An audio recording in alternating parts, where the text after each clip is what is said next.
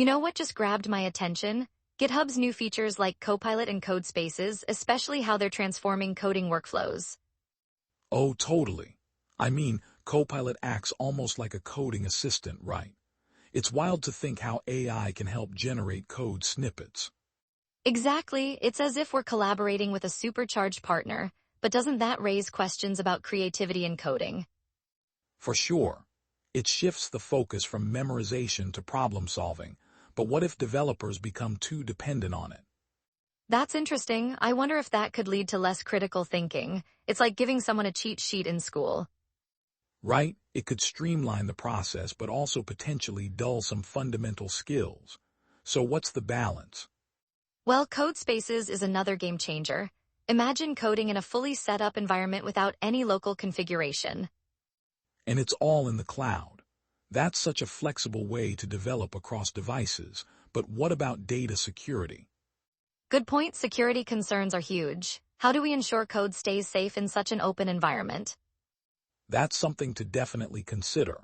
We've seen breaches in cloud environments, so there's a trade-off with convenience. And speaking of trade-offs, did you see how actions automate workflows? It's incredible, but they could introduce new points of failure. Absolutely. If one action fails, it might derail an entire pipeline. It's a balancing act between efficiency and reliability. I guess it comes down to the complexity of dependencies in these workflows. It's like building a house of cards. Exactly, and one shaky card can lead to a collapse. It's crucial to have good monitoring tools in place. But monitoring can be a double-edged sword. Too much oversight could stifle innovation, making developers cautious. That's a thought.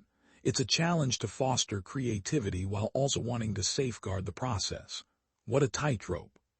It makes me think of how collaboration tools like GitHub discussions enhance engagement.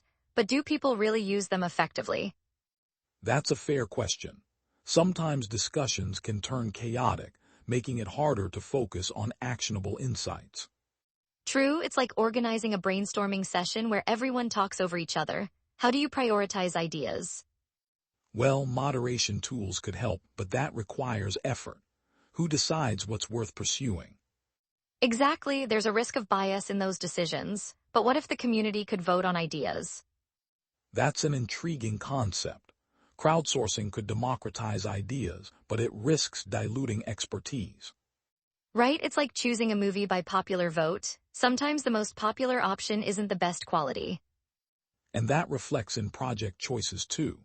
A great idea might fall under the radar just because it's less flashy. Yeah, that's a reality check. It really emphasizes the need for diverse perspectives in development. Diversity in teams can spark creativity and lead to better solutions. There's so much value in differing viewpoints. Definitely, it also challenges the echo chamber effect, preventing consensus just for the sake of agreement. Well, what about those who feel left out of the conversation? Like, how do we ensure everyone has a voice?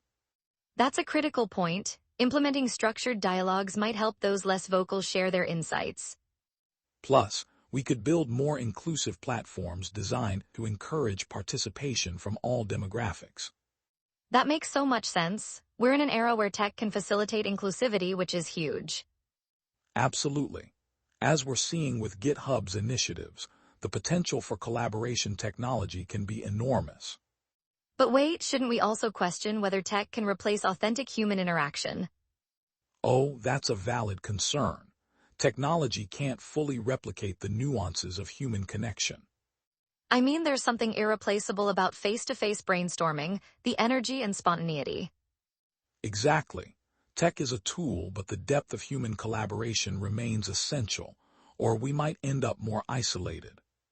Right, it's fascinating how interconnected all these concepts are. There's so much to unpack. Yes, so what's our takeaway? How can we harness these tools while preserving that human touch? I guess being mindful of balance is key, innovating with tech while ensuring human connections thrive. Absolutely. It's about creating environments where technology and human creativity can coexist harmoniously.